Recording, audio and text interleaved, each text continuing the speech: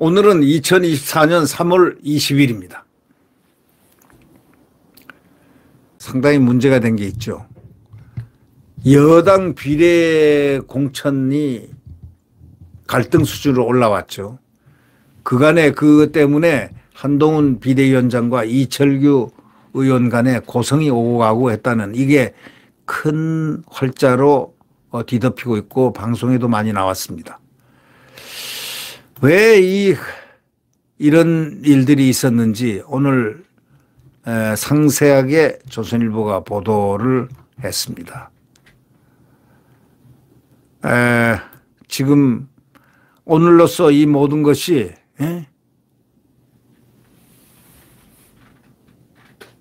일단락되기를 바랍니다. 지금 속보가 들어왔습니다.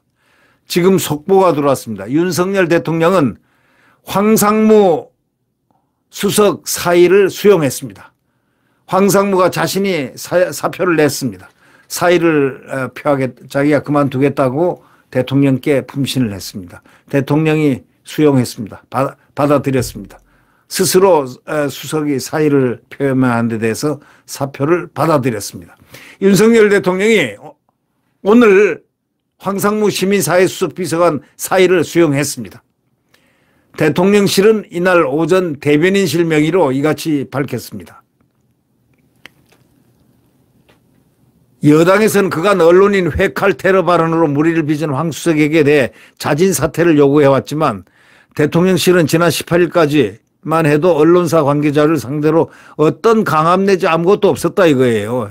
행사 본 적이 없다면서 이것을 강제로 이렇게 사퇴를 시키지 않겠다. 이렇게 얘기를 했지 않습니까? 결국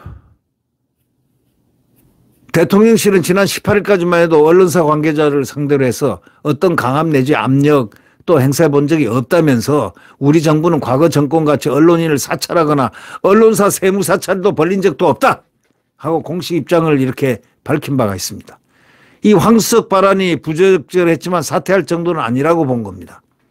그러나 한동훈 국민의힘 비대위원장이 19일에도 재차 황수석 자진 사퇴를 압박하고 나섰습니다.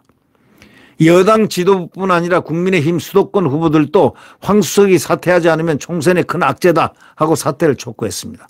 황수석 거취 문제를 놓고 당정 충돌 양상이 빚어지면서 위기감까지 고조를 시켰던 정말 이건 정치 공작에 휘말린 겁니다. 네. 야당의 정치 공작에 완전히 휘말린 겁니다. 네.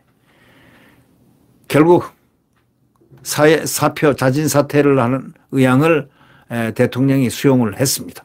지금 속보를 말씀드렸습니다. 자, 계속하겠습니다.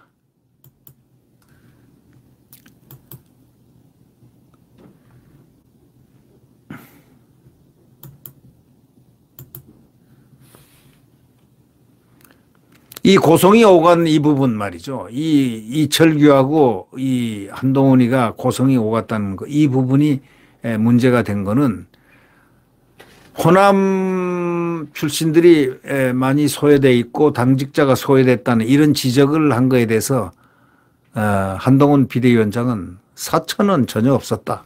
사천이란 건 우스운 얘기다라고 답변을 했었습니다.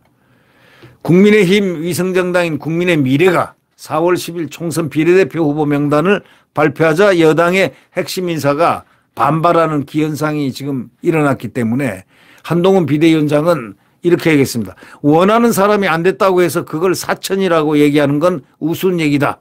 이렇게 말하면서 시스템에 따라 공천했다. 이렇게 응수를 했습니다. 인재영입위원장 겸 공천관리위원인 이철규 의원은 전날 페이스북에다 이렇게 썼습니다. 호남에 기반을 둔 정치인들의 배제와 후순위 배치도 실망의 크기가 작지 않다. 한 위원장과 이 의원은 전날 비례 순번을 논의하는 과정에서 서로 고성이 오고 가기도 했다고 합니다. 이 과정에서 서로 이럴 거면 관두겠다는 식의 이야기가 나온 것으로 알려졌습니다. 이 과정에서 고성이 오고 가면 그럼 관둔다. 이철규가 관두겠다 그랬습니다. 예. 그만두겠다 하니까 뭐 한동훈 비대위원장도 사퇴설이 나온 게 바로 내가 그만두겠다 뭐 등등 이런 감정적인 얘기들이 나오면서 사퇴설이 불거졌지만 그거는 아닌 것 같습니다. 네. 비례대표에 신청했다가 명단에서 제외된 조배숙 전 전북도당위원장은 이날 호남 보수 입장에서는 불공평하게 느껴진다며 반발했습니다. 국민의힘 소속으로 전북 지역구에 출마한 후보는 10명은 이날 성명을 내고 부당한 처사가 시정되지 않으면 선거운동을 모두 중단하고 후보직을 전원 내려놓고자 한다 이렇게 말했습니다. 24번에 배치된 주기한 전 강주시당 위원장은 전날 후보를 사퇴했습니다. 이에 대해서 여권 관계자는 조직적으로 반발하는 것처럼 보이지만 면면을 보면 당선권에 배치되지 않은 당사자이니까 그와 가까운 인사들이다 이렇게 얘기를 했습니다. 한동훈 위원장은 이날 기자들에게 비대위에 박은식, 김경률, 한지아 등 호남 출신의 유능한 사람들을 많이 기용했다는 사실을 밝혔습니다. 비례 명단에 호남 출신 인사가 상당히 포함된 것으로 안다 이렇게 얘기를 했습니다. 많이 포함됐네요. 예. 박은식, 김경률, 한지아 등 호남 출신의 유능한 사람을 많이 기용했고 원래 한동훈 위원장이 또 비례 명단에는 호남 출신 인사가 상당히 많이 포함된 것으로 이렇게 안다고 얘기했는데 5번 강선영 전 육군 항공작전사령관 이 사람도 호남 출신이고 8번 인요한 전 혁신위원장도 호남 출신이고 맞죠? 22번 김화진 전 전남도당 위원장은 호남 출신이고 3번 최수진 항공공학대 특임교수와 11번 한지아 비대위원 등도 호남에 연고가 있는 분이고 이렇다면 뭐 엄청 많이 했다고 봐야 되겠네요. 네. 이어서 전북과 광주 몫으로 조배숙 주기한 전 위원장을 넣어달라는 요구가 있는데 지역구에서 3선을 했던 분 조배숙 의원 또 친윤 검찰 수사관 출신 주기한을 당선권에 배치하면 국민들이 어떻게 보겠냐 이런 얘기를 했습니다. 이런 가운데 국민의 미래는 이날 17번에 배치된 이시우 전 국무총리 비서실 공보실 서기관에 대한 공천을 취소했습니다. 이 전 서기관은 지난해 골프 접대 의혹으로 총리실에서 징계받고 사무관으로 강등된 이력이 있어서 논란이 됐습니다.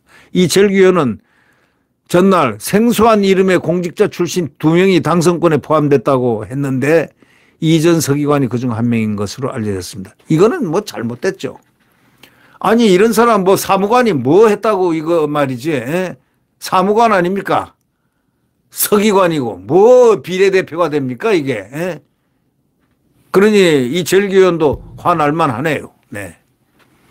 나머지 13번을 받은 강세원 전 대통령실 법률비서관실 행정관으로 알려졌습니다. 국민의 미래는 전날 보도자료에서 이전 서기관과 강 전 행정관에 대해 다양한 현장 경험을 바탕으로 역동적인 의정활동을 펼칠 청년 정치인이다 이렇게 얘기했습니다. 아이 제발 청년 하지 마십시오. 듣는 청년 기분 나빠한다고요. 아 청년 뭐 특별히 뭘 청년이 이렇게 해야 될 이유가 있습니까? 예? 그냥 피선거권이 있게 되면은 그냥 피선거권자지 무슨 청년 뭐 누구나가 다 청년을 거쳐서 누구나가 다 가는 길인데 뭐 청년 해가지고 해가지고 뭐 좋은 게 있었습니까? 이준석이가 청년 해가지고 청년표 해가지고 좋은 게 있었습니까? 결론들이 별로 안 좋아요. 예. 실무 역량을 겸비한 워킹맘이라고 각각 소개했지만은 논란 후에도 공천 배경에 대해 명확한 설명을 지금 내놓지 못하고 있는 그런 것이라는 겁니다. 이번 명단에는 보좌진 몫인 김민정 보좌관과 사무처 몫인 서보성 대구시당 사무처장이 당선권 바뀐 25번, 26번에 각각 배치됐는데 이철규 의원은 전날 당직자들의 배려되지 못한 데 대한 실망감은 더더욱 크다 이렇게 얘기를 했습니다. 4년 전 미래한국당 비례대표 명단에는 사무처 국장 출신인 노영호 의원이 20번에 배치돼서 2022년 5월 입각으로 생긴 공석을 승계받았는데 이번에는 공청 당선권 바뀌기 때문에 문제가 있다. 이렇게 주장을 했습니다. 이철규 의원은 바로 그 점을 지적을 한 것이고 한동훈 비대위원장은 호남 출신이 이렇게 많은데 왜 없다고 하느냐라고 이렇게 생각할 수가 있게 됐습니다. 사실이 보니까 맞네요. 네. 사실이 호남 출신이 꽤 있습니다. 이 정도 같으면 아주 많은 거죠. 네.